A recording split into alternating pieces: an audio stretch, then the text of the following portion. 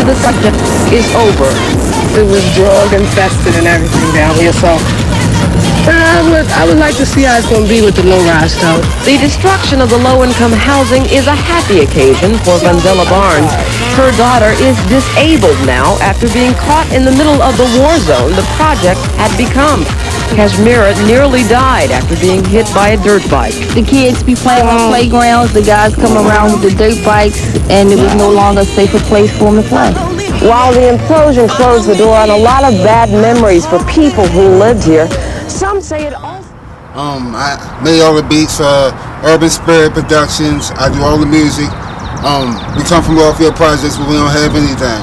So I took all of that knowledge and all the corporate knowledge and put it together. And we made something called the since I was about 6 years old. And I stopped when I was about 16, so I was about a good 10 years I was doing martial arts. I currently got shot in 2004.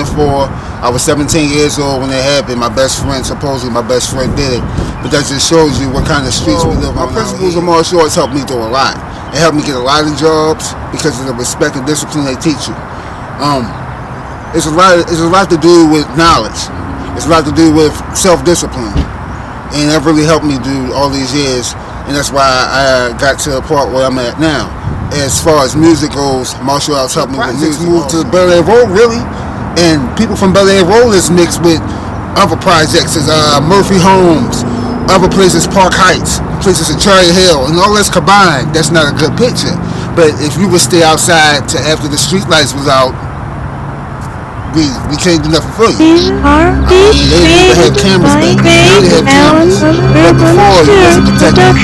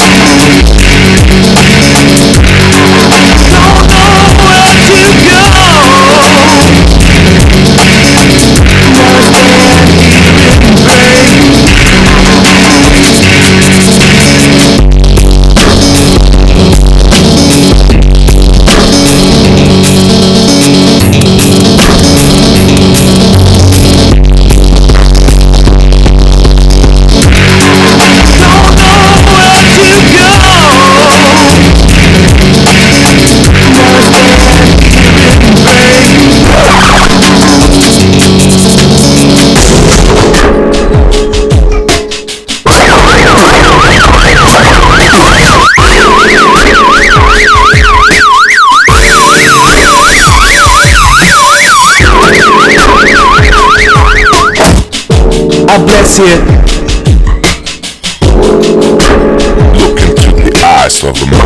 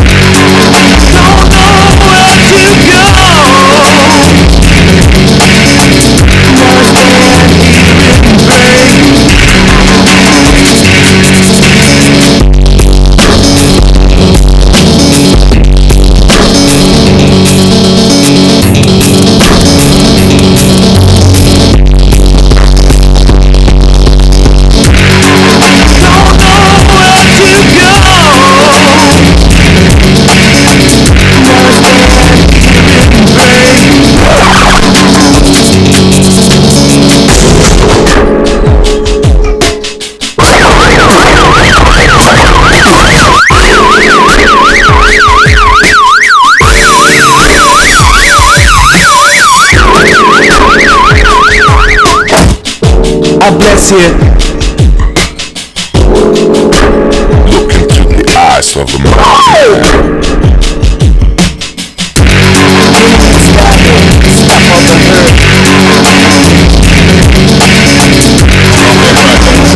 I grew up with Bam Bam.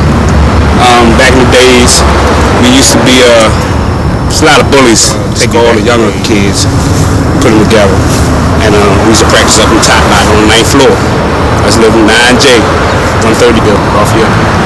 And Bam was one of my best students back in the days. He was really good. We had a lot of problems back in the days, man. Bullies, drugs, people killing people, and we tried to do the right things.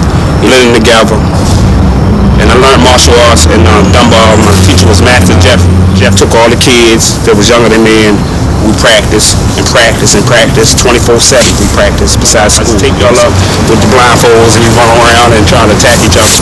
Or we blindfold one person just so he could hear, see, sight, and sounds, and get his way out of that problem, because the project was hard. The project was very, very hard. And, we grew up with a lot of people that's famous right now. Okay, we got 11 stories in our building. And through them 11 stories, we had to run from one side of the steps, 11 stories down, 11 stories up, like 5-6 times. Push-ups, crunches, boxing. We didn't just do martial arts, we did boxing. We did, you know, I went to the MSA and wrestling. I mean, it was like, okay, Kung Fu, Bruce Lee, like I say, was my main motherfucker stack. Excuse my language. That's right, that's what it was my main motherfucker stack. But like I say, you gotta take all the elements in your life and put them all together. Go back to the Apollo movie, back in the days, you know, that's what keep you strong. That's your backbone. You can't lose that. You know what I'm saying? And all this martial art is a blend of everything, not just fighting. Just an art with your life. You know, with music, martial arts, your family. You know, you gotta have all that, man. Without all that, man, you're missing pieces, man. You're like a jigsaw puzzle. You know what I'm saying? You gotta handle your business. You know, and my man, like heaven, it is. I still got my mom's over here across the street. That's why I'm down here.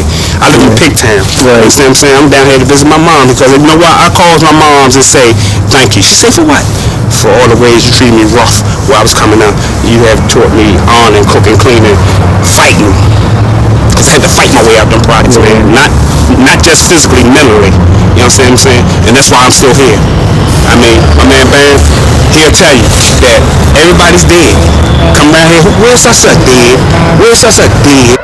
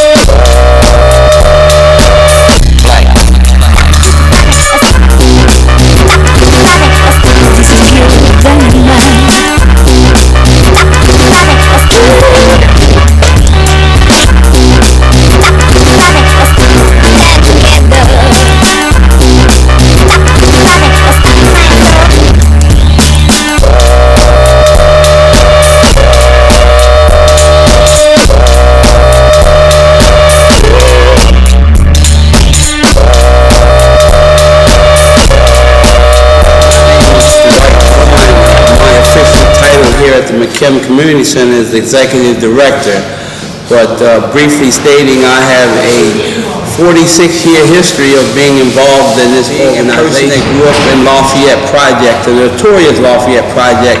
I discovered McKim as a means of survival, believe it or not.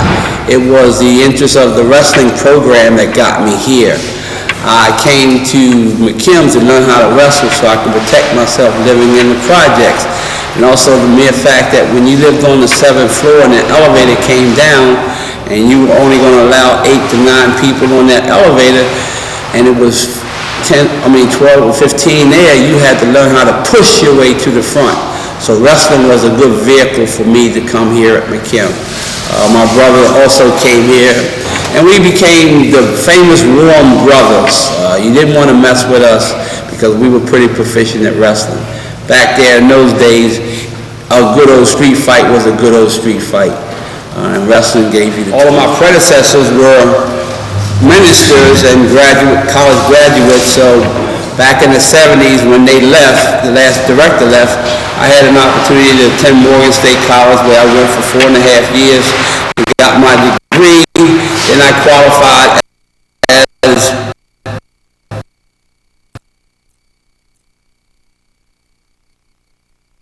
really keeps me here, believe it or not. I've always had a passion for people. I specifically have a passion for children.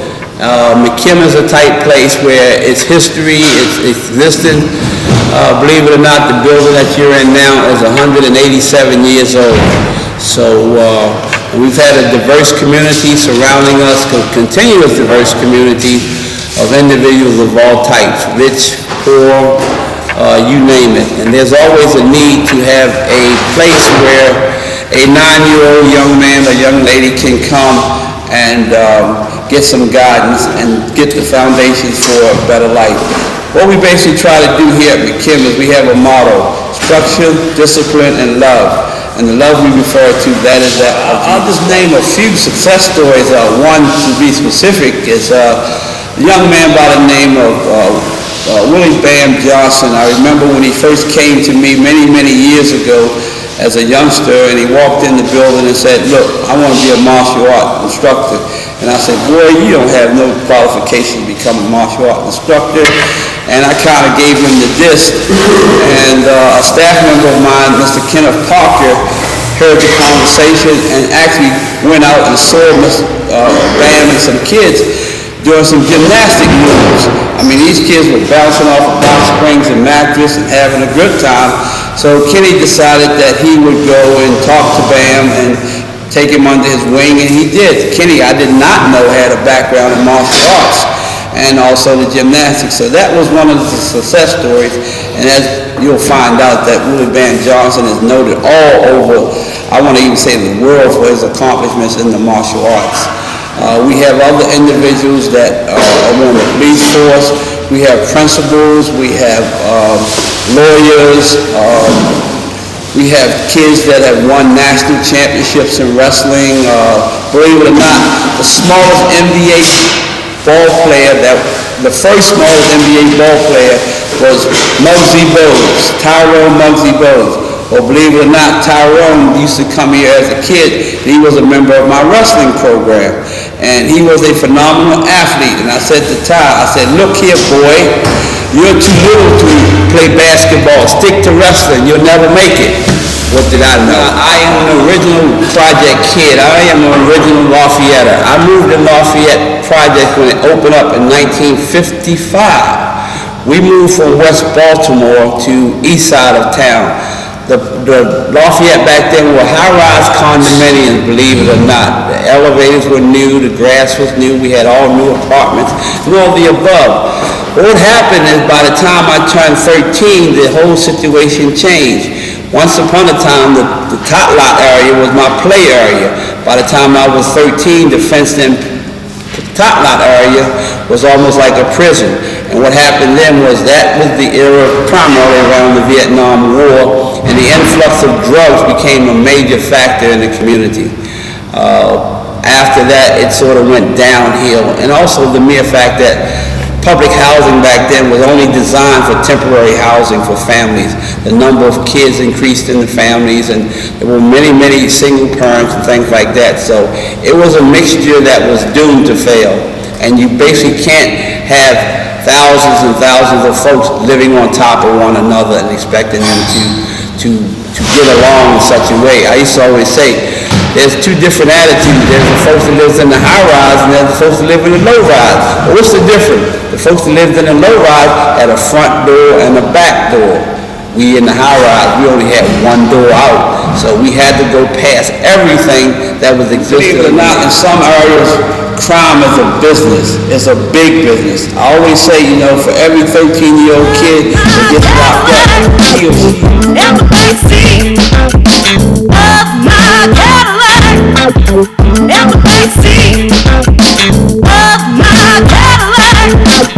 In the backseat of my Cadillac. In the backseat. In the backseat. In the backseat of my Cadillac.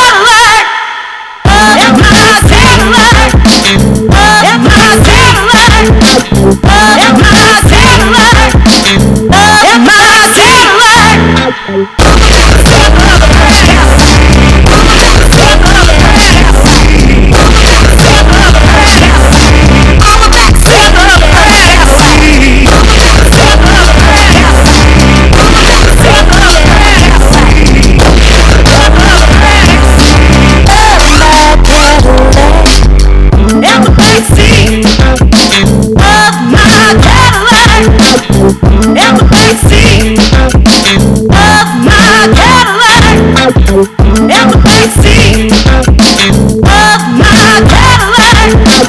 In the backseat of my Cadillac. In the backseat. In the backseat.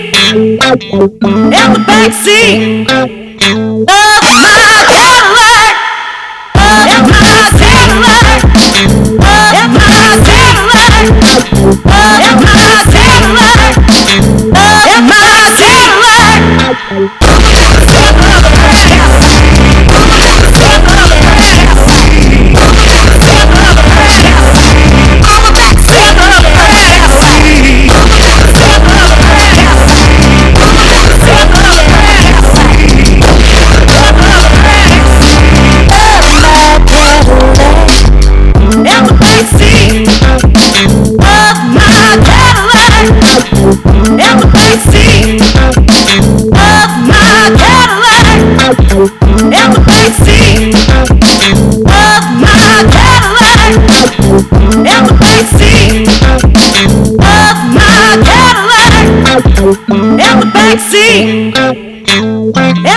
Backseat, in the backseat, in the backseat of my Cadillac, in my Cadillac, in my Cadillac, in my Cadillac, in my Cadillac.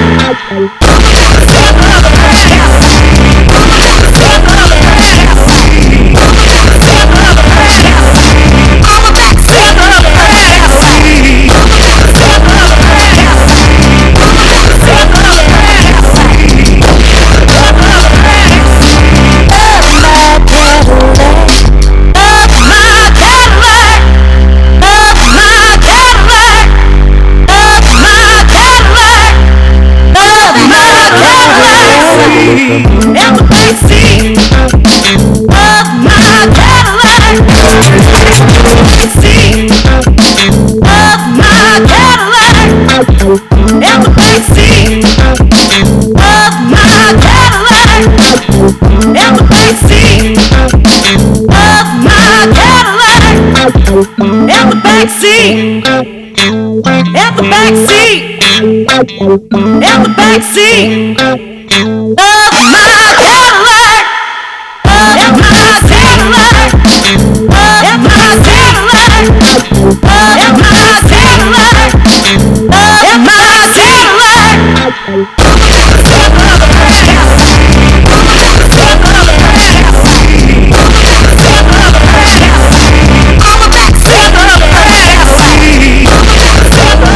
Bam for damn near my whole life. Yeah, long time. My whole life. And I know there's one brother I can say that when we was coming up, I knew there was somebody I can depend on. I knew he was there for me no matter what. He had my back through thick and thin, and vice versa. So it was quite a few times, you know, we got into things. I call on Bam, he was there for me. He would call on me, I was there for him. Okay, it was a time that we went, me, Bam, it was a crew of us, about 5 of us. We took our little girlfriends to a show downtown at the Baltimore Arena.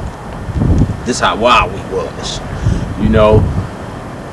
We come out and a dude said something to Bam's girlfriend. Bam kicked this boy about 13, 14, 15 times before any of us could jump in. Right? So the boy just said, the hell with it. He laid on the ground. Bam, I gave him Willie Wushu. Yes, sir. Willie Wushu. Yeah, man. You turn around, shoot, Bam will kick him. That's all right, go ahead. Damn. You got a beef? Oh, let me tell you about Painter's Mill. We go out there, we go see the Whispers, the OJ. And we snuck in, didn't we? You gotta say. Like, we had pockets full of money, though. We had pockets full of money. We get something, me, Bam, and the boy Bump. Yeah. I remember Bump. Remember Bump? Yeah, I remember Bump. I ain't seen him in a long time. But anyway, we goes out Painter's Mill. Again, with our little girlfriends. We like, is this thing cars? We going in here, we pull out your money. No, Bam got an idea. We like, hold up. So we gets up there. Bam, we puts all our money back in our pocket. We go to the door. Bam tell the man, nah, we been in here already. Bam pull out a knot of money. All of us pull. We got money. We didn't pay. We just lost our tickets. We was in there already. You know, man. Yeah, man. Oh, man. We all over the place taking pictures. Oh, we used to love the pictures. Yep. We used to spend $150, $200 on pictures when we go out. We go to Odell's, Pascal, our main spot, Giovanni. Yep. Can't forget that. And talking about well-known, a motherfucker knew not to fuck with us. Yep. If Bam was with us anywhere, he had a reputation. East, west, north, south. He used to kick people down. Just kick them down. But I'm glad to say that we overcame it. You know, he doing his thing. Gute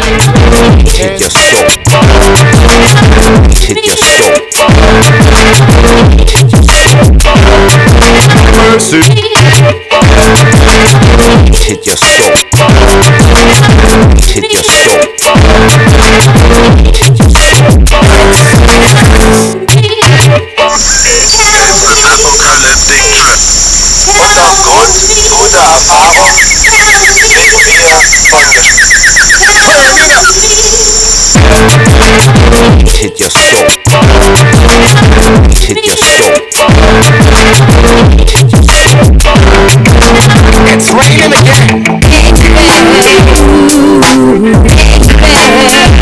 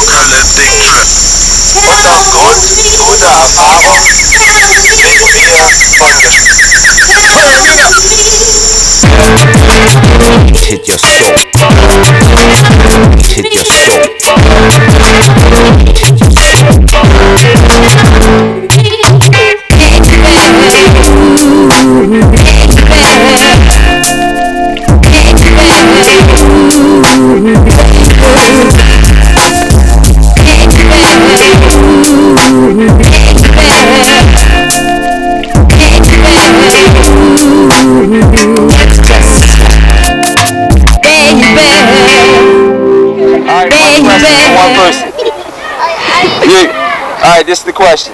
What is it like living around here? Is it bad or is it good? Bad. Somebody tell me why it's bad. Because they got drugs. One person. Say it again. They got drugs and killing. Drugs and killing? You be hearing shooting all the time? Yeah. Not all the time. Sometimes I hear shooting in front of my window. When I used to live around here, they used to hear shooting? Yeah. Lots. Who You used to see me do a lot of crazy stuff around here. I heard that. My friend told me the police may lock you up or something. You broke out the handcuffs, something like that. It rained. It rained, huh? What y'all do for fun? What y'all do to have fun around here? Somebody. Play football, play baseball, wrestle. If y'all had one dream, what would y'all like to be? I need 5 people to answer this question. What would you like to be when you grew up? A football player. A baseball player. A football player. Football player. Why you laughing? It's okay to be.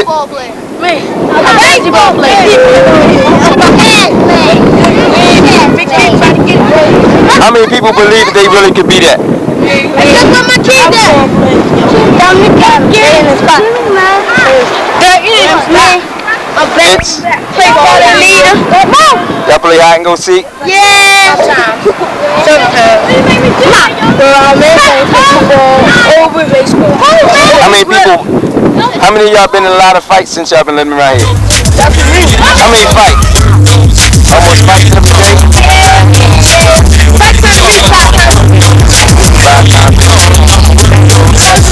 Going around, he was young. He was doing karate all his life, and he always said he's gonna be famous one day. He was young, teaching all the other young guys coming up. You know, on the basketball court doing karate, people playing ball. He did a lot of different things, and some people didn't believe in him. But as he kept going to school, going to what you call classes and tournaments and winning trophies, and he said one day he's gonna be famous. And he just kept stuck with it. I was around him. I have a kid by a girl, and he had a kid by another girl. I hung out with this. I'm surprised though. You know, he'd been into it so long, and then he just got right back into it. You know, he just started, he wanted things to happen fast, and they didn't happen so fast. He just, he was getting away from me. He just hung in it. But for real, Mike, me and you like the closest niggas out here on the street. Fellowship, right? That's right. You like my brother. We done been through a lot of problems, ups and downs, but we've been through a lot. So he stuck with it, and said he can do it. So now I see that he achieved his goal. Come a long way. But without you, Mike, I wouldn't have. I mean, I'm saying this, and this ain't for the camera, but man, So many people are hearing stories about what I had to overcome. So many people have heard all these things that other people said. Yeah, he was on drugs. Yeah, he sold drugs. He was just really wild. He stole from people. Don't nobody know the real story. You know, I'm standing here now because one person that meant so much to me, this is where she's buried, and that's my mom. You know, I never thought that when people was telling me that my mom was gonna go away, I never thought that it was for real. I kept on thinking that mommy's gonna come back. Mommy been operated on so many times. Mommy ain't going nowhere. She's gonna be okay. The night I come in living foul, coming from one of my daily drug binges and selling drugs and doing all that stuff, my mom was taken away from me at 6 o'clock in the morning. So you tell me, what would you do? Everybody want to pass judgment on somebody. What would you have done when your mommy's last breath was in your arms? When all she could say is that, be good, man, be good. You know, when my mother was buried here, this thing is right in the heart of the city. She was put here. We had no money to give her a tombstone. We were just poor, broke. Everybody fussing and fighting about the grave and the casket and all that stuff. Somebody else want to judge me? Somebody else want to tell me what's going on? Yeah, what would you do? Huh? What would you do? At that point in time after she left, they had to pry me away from my mother because I would not let her body go. All I wanted to do was die. And from that time on, I was trying to commit suicide. I was drinking everything. I was doing everything. Look at it. I mean, look right here. You got cheers. Look at it. We got this. What everybody. This what we use to get through our pain and our anguish, right? No. I went through it and I used all that stuff. I began to get high until 10 at night. Then I would start to wander and I couldn't get any more drugs. What was I doing with myself? So I would run this field for hours and hours, praying and begging, hoping God could help me just get my life back together. Yeah, I'm living foul, man. I ain't got no control. My life is totally unmanageable. I don't know what to do.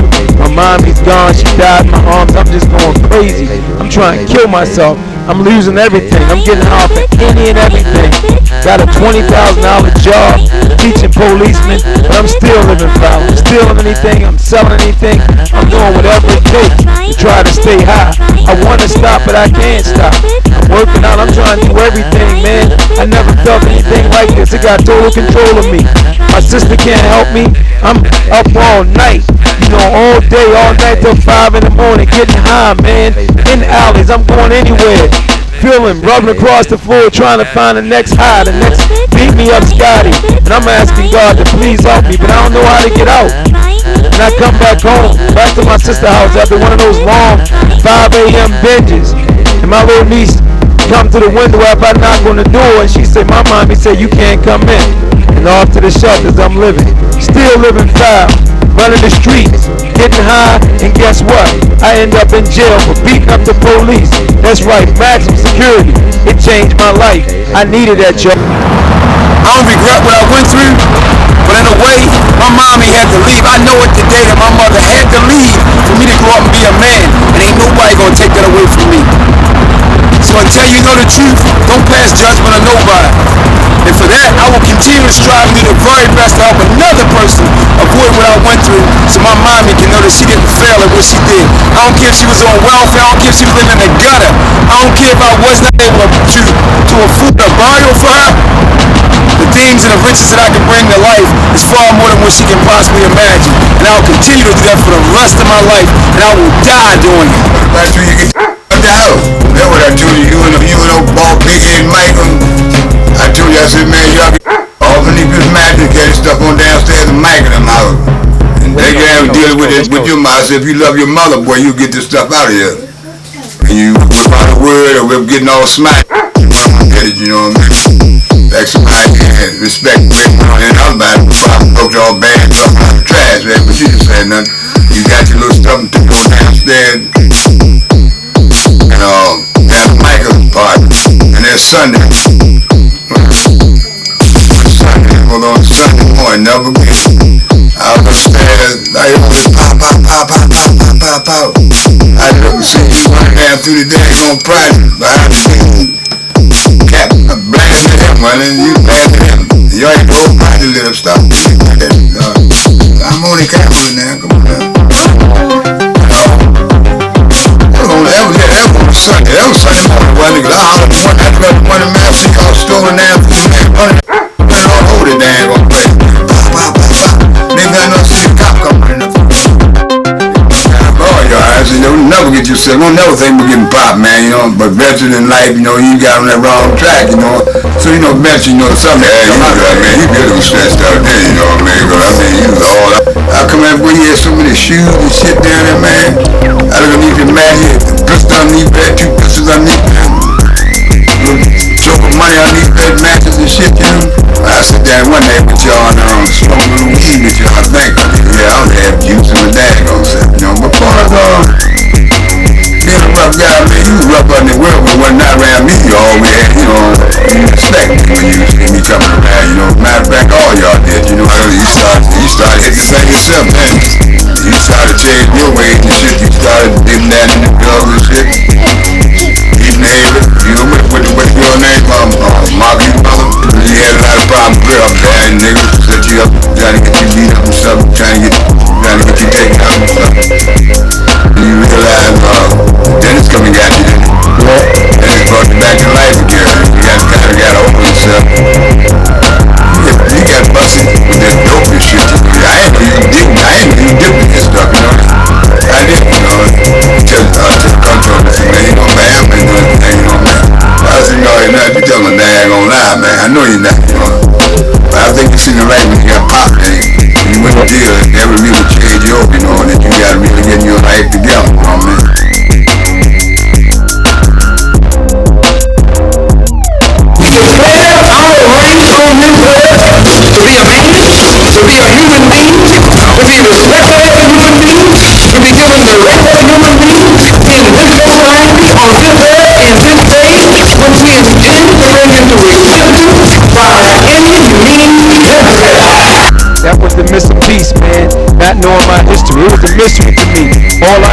knowing is that I was a drug dealer, a hustler trying to do what I could do to get by. I had to survive. And knowing about Bruce Lee, I think even Bruce Lee knew about his history. That's what he fought for, to rise up and make people respect his people.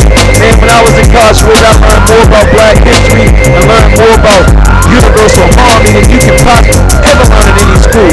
I learned all this stuff by reading every book that I can possibly get my hands onto in the life. I was going to every, Islamic group or Nation of Islam, Christianity, anything to do with spiritual enlightenment, man, I was for it. I was getting myself together. I was praying 5 times a day. I was working out every day, running the yard an hour, doing 1,000 push-ups, sit-ups, anything you can possibly imagine. And every time I would go to the library and look at those karate magazines, I remember what I seen. I seen all those people that I had beat and won against the competition, and all I begged and pleaded with God is, please give me another chance. I would not fail. I would not fail you, my Lord. And He blessed me. He allowed me to be able to be at peace while I was like caged up externally. But internally, I had total peace and I was happy. Thank you, God, for all that you did for me behind those bars. That's what martial arts is all about. It's about standing up humbly and saying that I choose not to live this way anymore. I choose to live this way. I'm not in conflict with you. I just refuse to cooperate with this man of all the way, she stuck with you until the end, man, till you hit the scene, man. And when you hit the scene, you came out on the street, man, you gotta turn yourself around. You seen the light when you was in the junk, you know what I mean? A whole lot of people go down and they ain't seen no light. Look how old I got before I seen the light. So I was about damn near 50 years old, but I realized that, hey, man, it's time to get me to action up, you know what I mean? But life was good to me, I enjoyed it, but hey, you was out there, man, that world, man, running wild and crazy, man. Hey, and but why you doing, look like, man, you look a little dazed, a little different, dazed about the career, you know what I mean, but that time, like they did, you know what I mean? You look cool when you're doing your thing. Go down these projects, because there's nowhere to go back to, nowhere to run to, nowhere to hide. You gotta grow up, you gotta take responsibility and be a man. You can't go back and find the easy or softer way out no more. That's right, so I come home from jail with no money, with nothing in my pocket, go to my sister's house, thinking that we would be okay. Before you know it, she tell me that I gotta leave because she don't think I'm gonna do the right thing. So I go to DC with $20 in my pocket. After crying on the sidewalk to my son, tell him I'll be back to get him. And thanks to my niece for giving me the $20, I show up in DC, and the rest was history, y'all. I got a job as soon as I got off the bus, lifting shovels, and I became a 7-time world champion. Yeah, it's on now. I ain't going back. If I go back, I'm going to die, because I'm going out like a soldier. I got to keep going. I got to keep God first, because God's in charge. It's about doing what God wants you to do. It's about doing God's work. There's a passion to live. There's a passion to have inner peace, and I'm going to bring it. I'm going to dig down deep. I'm going to wake up every day, and I'm going to say, God, grant me the serenity to accept the things that cannot change, and the courage to change the things that can, and the wisdom to know the difference. Thank you for everything.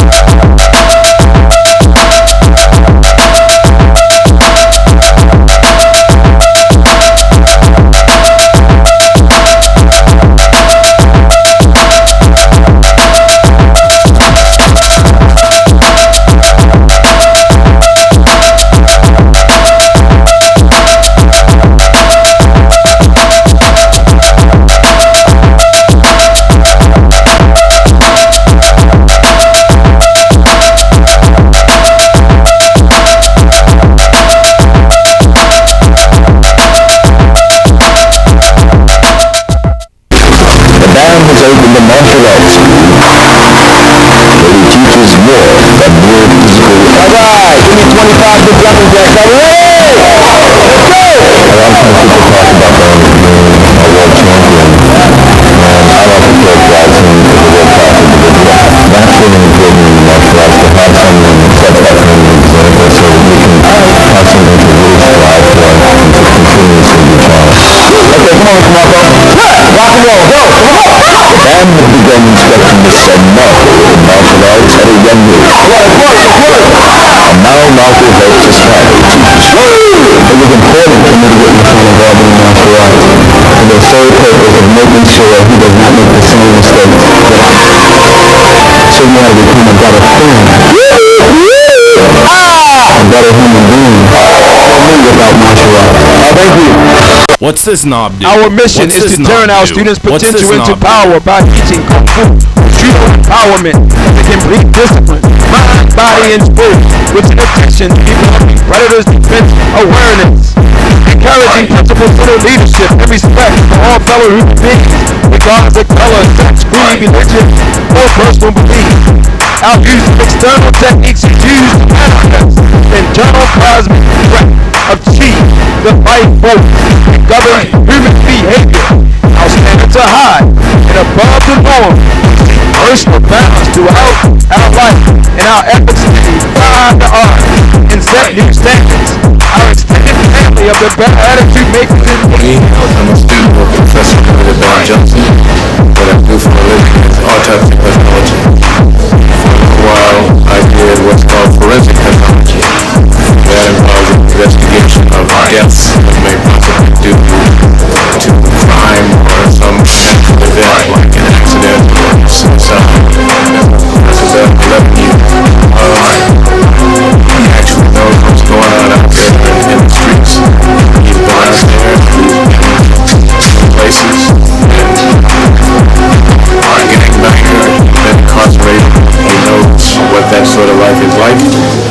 So for those of us who want to protect ourselves out there, I think that's the right experience with the best people.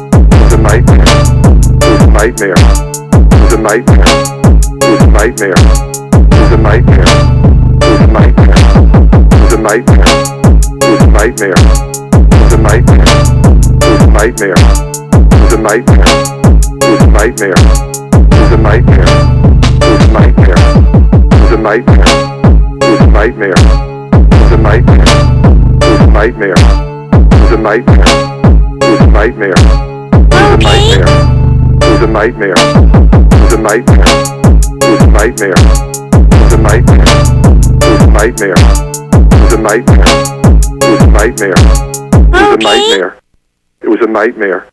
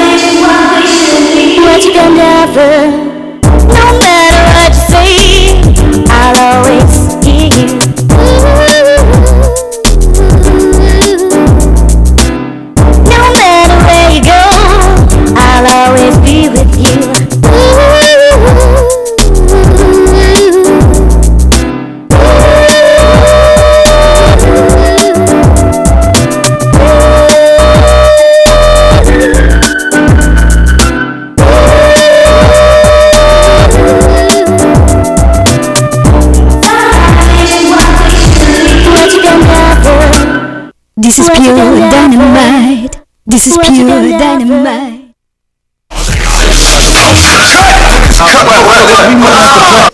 My cousin. Who the hell said cut? Yeah, who else said cut? The witness says cut. Damn.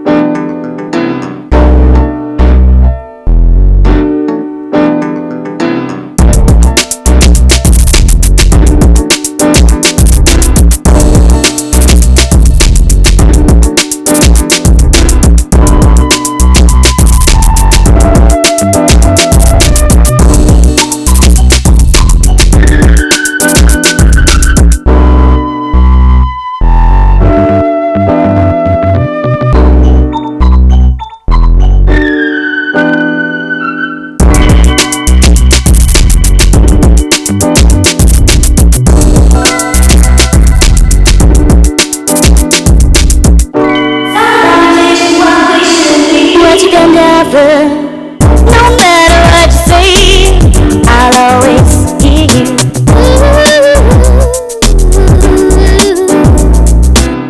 No matter where you go, I'll always be with you.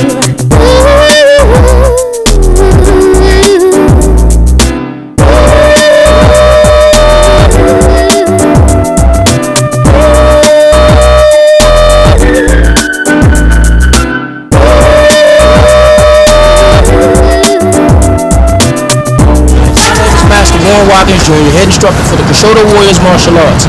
Myself and Master Willie Bam Johnson is here. Buffalo projects. Right here used to be buildings, and now is now torn down as Pleasant View Gardens. But myself and Bam, we grew up and started martial arts right here. I used to go over Bam house. He used to be having Bruce Lee pictures all over the wall. He was a no belt, and I was sitting there eating his food, spending time with him and his mother. Being a brother that we are, we spent time together, and here we are. Come full circle. We started the martial arts over there with Master Kenny at McKim's Recreation Center. Now we're across the street at the Carmelo Anthony Center. Martial arts for a few hours, then it was gymnastics, Boy Scouts, flipping, yoga meditation from Master Kenny. Bam as my instructor, classmate, education and making Kung Fu movies in 1975 and 72, and we were just doing it. Couldn't tell us we wasn't good martial artists, and you couldn't tell us we wasn't in movies. We just did what we did, and we had to learn. Run up to the Apollo up on the hill to catch a Bruce Lee movie and sit there all day watching movies and coming back home and trying the flips and trying the stunts, and Bam going into Bruce Lee, learning all the techniques in the books and teaching us, and just coming out on the street trying to be children and getting into your little scuffles and playing football and trying to maintain. Back then we had what's called old love. We don't have that much anymore. I could go to your house, I could eat dinner, I could stay there until mom got off for work. You could come to my house and my mother would feed you until your mom got home from work. We stay there and we do various things for hours, learning and reading and spending time together, and it was just a whole bunch of old love. They raised us, they showed us love, they raised us with love, they disciplined us with love. When they called you in the house at 7 o'clock or 9 o'clock, you came in the house. You could hear your name being yelled throughout this area, whether it was Shaky or Bam. We heard our name and we went in the house. Whatever we did or what we doing at that time stopped and we went in. Miss Sally said your mother said come in and you went in. You had the white, you had Miss Debbie, you had Butchie, you had a whole lot of the brothers and sisters. They would sit there and they would pull you in these community centers to show you old love, show you art, show you drawing, teach you how to write. You had a tutoring class. You had all kinds of activities back then. We had mentoring classes for various things like arts and craft, design. And they had those programs and they did it with love and they did it out of their heart to keep you off the street. Nowadays, it's hard pressed to even try to pull these kids off the street. They want to be around 1982, 83. You were faced with so many things. You were faced with drugs. You were faced with just the natural neighborhood violence that they had. But back then, you didn't hear nobody getting shot. You didn't hear nobody getting stabbed. All you heard was fights. You didn't hear no major violence. You didn't hear drugs killing people and people getting kidnapped and raped. Those days are now The days you didn't have a whole bunch of car theft and people being missing and abducted. We didn't have that back then. That's just how that was back in the day. The neighborhood, the community showed you love. And therefore, the school system even showed you love. You was getting a whooping. You was getting smacked on the hand, popped upside the back of the head, whatever the case may be. But it was done in love. The teacher could spank you back then. And your mother would know about it and would take the teacher's side. And so would your aunt, so would your uncle. That love thing went a long way back. I just got promoted to 4th degree black belt as of December the 4th, December 04. And I've been just on a mission to teach the kids and the adults, you know, you don't have to be violent. There are alternatives to the drugs, alternatives to living on the street and being homeless. There's alternatives to smoking weed and crack and dope and heroin and doing all those other things, standing on the corners. There's two alternatives. Go to school, get a job. And I truly believe that. You have not because you ask not. Go ask somebody. Somebody can help you. And I truly believe if you ask for help, somebody out there. Yes, it did. It helped me. Lafayette helped me in many ways. It helped me to stay focused, be grounded, and it taught me how to make choices. There's only two choices. There's a right and a wrong. There's a right and a wrong. DJ,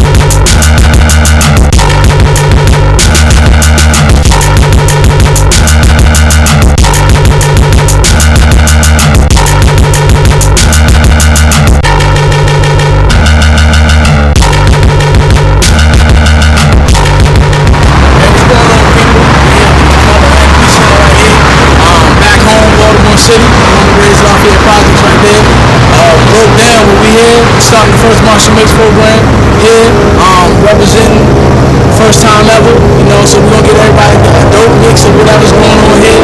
It's going to be revolutionized, it's getting big, so get ready. Food Magazine, baby. Pick it up, your copy, it's hot. See, it's right here.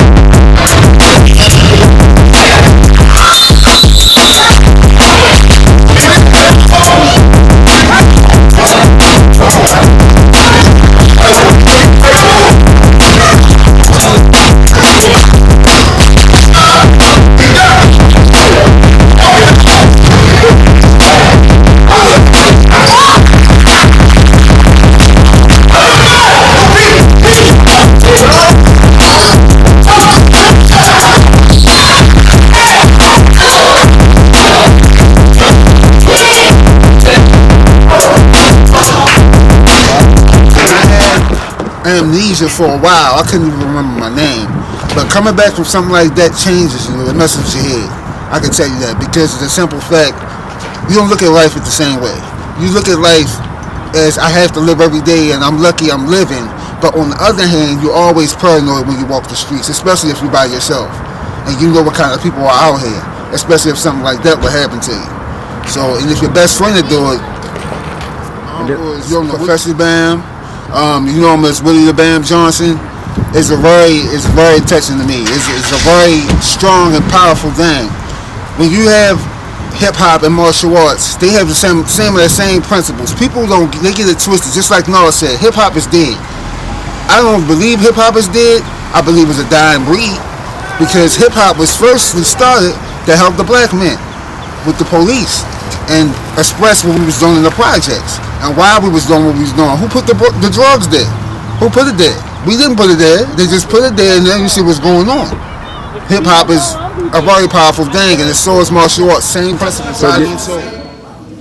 Dear Heavenly Father, we thank you for enabling us to be here today in recognition of the effort of so many of these young people, their coaches, their parents, and all the supporters that have been with this program over the years. Lord, we just want to thank you for enabling us to do this. We also, and say this ahead of time, we want to bless the food that's on its way. And we also want that this program to be something that these young people at home will walk away and say, wow, it's only possible because of you. This we pray in Jesus' precious name. Amen. Amen. But it is with a pleasure and an honor for us to introduce our guest speaker today.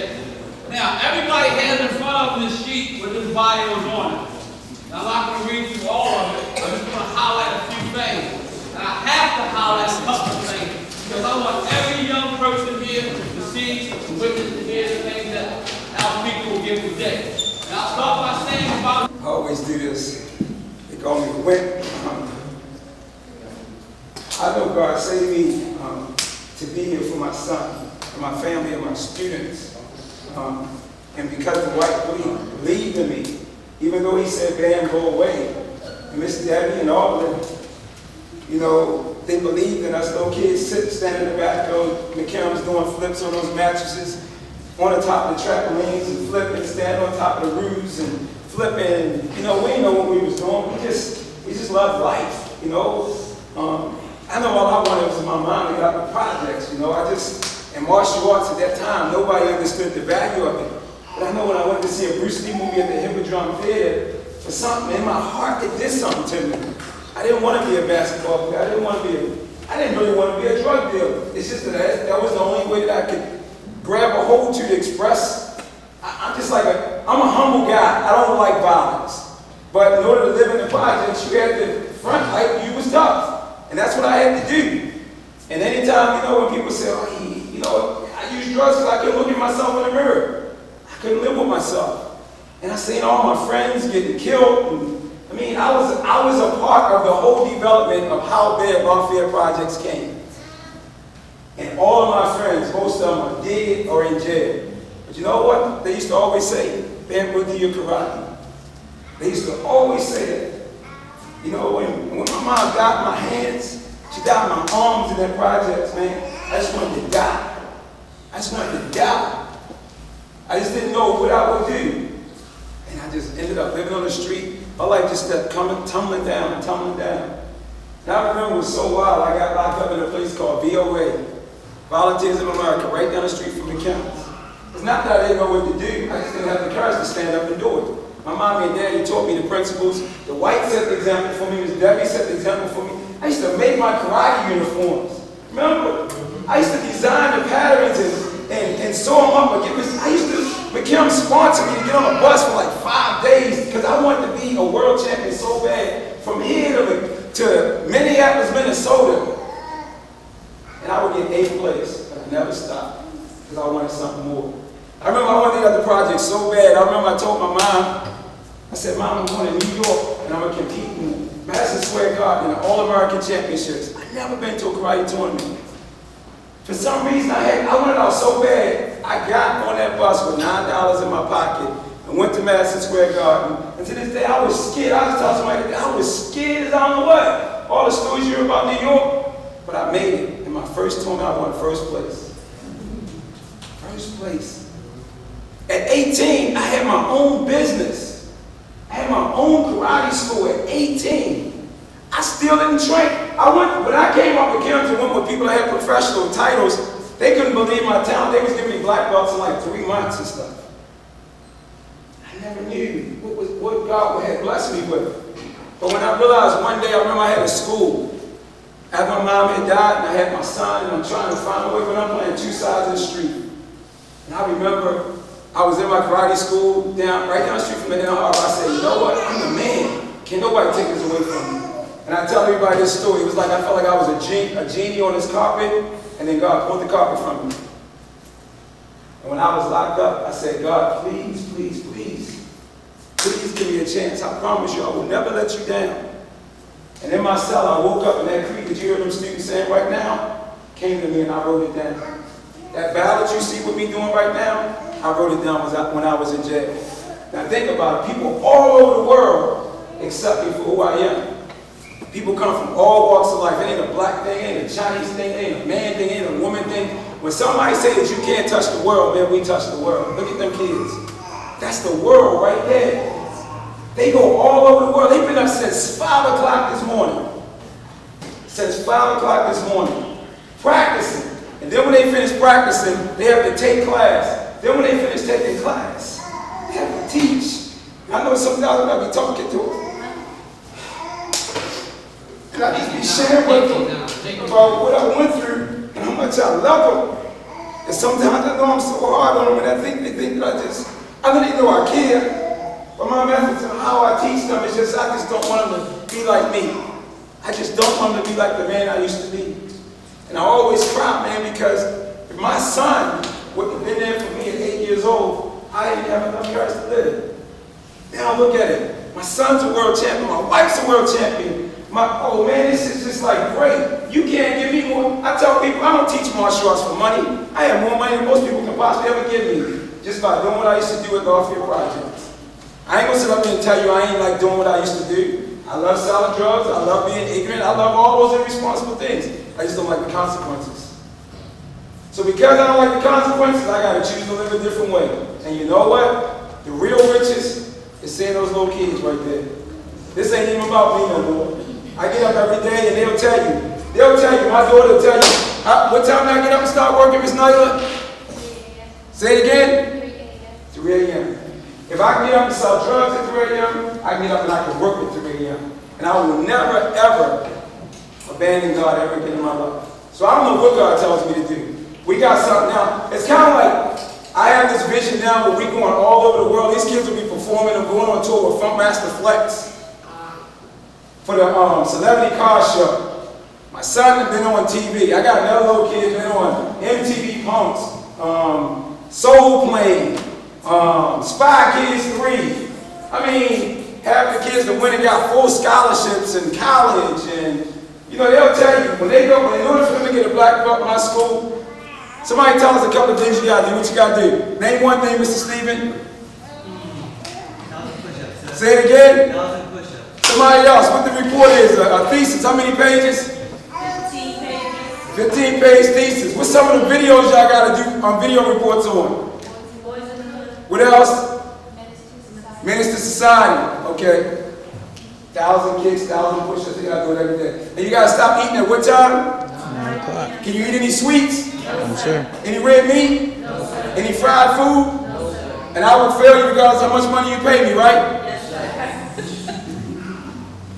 That's what it's all about. I took everything I had to go through and that God spoke to me in jail. I know it might sound crazy. I went in a cell, and remember I'm claustrophobic, so that's like you hang yourself when you're in small rooms. I was in a maximum security prison. And it was the greatest thing that ever happened to me in my life because I learned how to be a man. And when I came home, it has been so wonderful, man. Basically, their black belt tests everything I went through prison.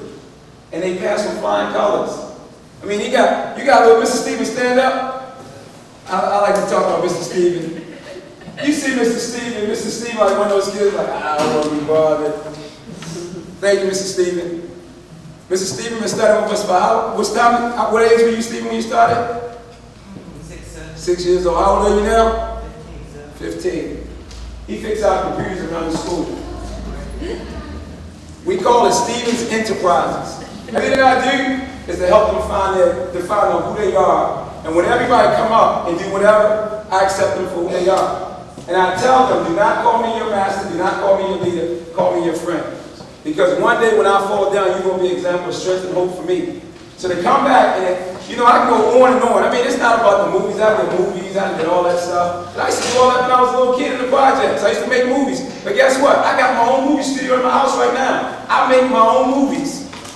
Now this will really flip you out. And I remember when I came home from jail, I kept saying I was going to get custody of my son. I didn't know how I was going to take custody of my son. But I just said it just because that's what you're supposed to say to be a man. I'm going to get him. I'm going to be a real strong man. I remember one day they came and they said, you know, you got to come and get your son or else this is going to happen to him because his family was still caught up in the life. And I remember I went to see this movie called South Central 9 times. Every time I seen the movie, I cried.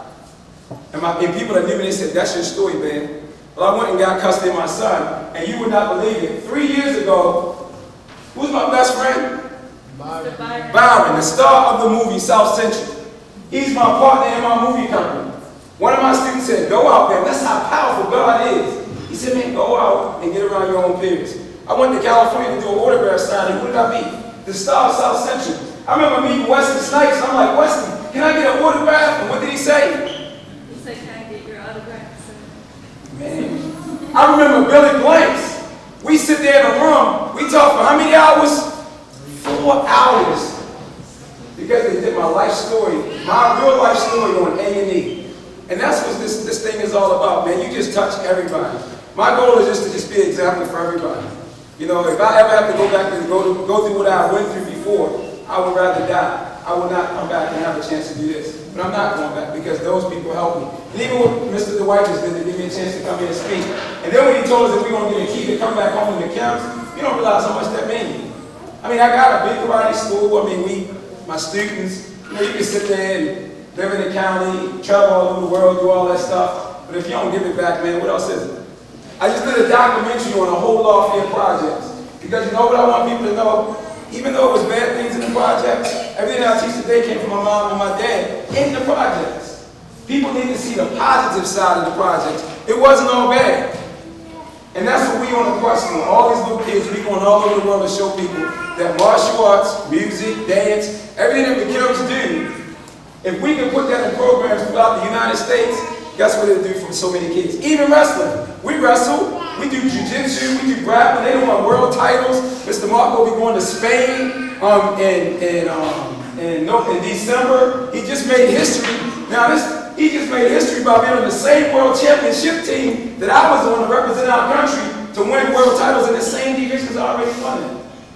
And then we got Mr. Steven. I think he got an invitation to go to Shanghai.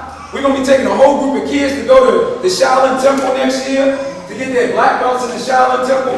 Now, if you want to ask me how I figured all this out, I ain't that intelligent. I do not know. I do not know. You know, I don't even know I'm running a business that I started with no loan and $0 down. And when we come back to the camps, that's all I'm trying to teach the kids. I tell anybody, don't come around me and tell me ain't no hope. Don't tell me you can't make it. If I made it from the gutter, you just make an excuse. I don't care what nobody tell me. I'll tell Chuck Norris that. I'll tell anybody in this planet, you can say all what you want. You can make it regardless of what. If you take and flip the script and put your passion, make whatever you're doing your passion and be willing to die for it, guess what? God gonna bless you with everything that you need. And it's like there's a new book out right now. It's called Secrets. It's the #1 selling book. And that's all they talk about. If you want it, then somebody else that's wanted to going to be attracted to you. It's like a magnet. You're going to find yourself going through the world and all these people attracted to you. Everybody's coming around. We're coming back in November to do the first ever martial arts hip-hop summit. And one of my partners, he's sitting there, and it's like all these people coming down. I mean, the Funk Master Flex show. I just told him this is what happened. And then I told my son, I said, what y'all going to be? Where you going to be at? We're going to be on Oakland. Say it again. We're going to be on Oakland. Are you sure? Yes, sir. Nah, they said you can't do that. We're going to be on Oprah, we're going to be on Jay Leno, we're going to be on Saturday Night Live, we're going to be on, whoever got a show, we're going to be on their show. That's it. That's it. we want to bring back to the kids to just show the kids, man, you can be whatever you want to be, man. I don't care what it is. Martial arts, wrestling, boxing, it's all the same. We just bring an urban feel into our martial arts. I am who I am. When I teach like I was born and raised. I don't speak Chinese. I don't speak slang term. I laugh at people. I say if I was talking the way you talk about Lafayette Projects today, you wouldn't even understand me. But God made me have a better vocabulary. He made me learn how to dress differently. I was dressed in my sweats and said, oh, I gotta go and put on a suit. You know, I gotta fake it like I really want the suit on, so I'm gonna put it on. So, but you know, that's what your mom and daddy taught you. When it was Easter, you dressed a certain way. When you was in the projects, you dressed a certain way. And that's all the kids need to know. They need to hear it from somebody that's been all the way down to the pits of hell and came back. And then what they gonna say? All right, man, I'm gonna do it. That's what they doing. So that's what it's all about. I go on and on. Man, you know, I'm just honored to be here because without people like you, without the white, Miss Debbie, Miss Jackie, all those people, little old McKinnons, little old McKinnons. I'm glad to come back home. I'm glad that y'all let us come here. What we want to do is do a demonstration for you, and this demonstration is called martial mix. Is that okay? Yeah, that's fine. And what we did, we done blended Lafayette Projects, McKinnons, Colombia, Law, China, Japan, all in one routine to show people what these kids got to say so people can hear them. All right, guys, you ready?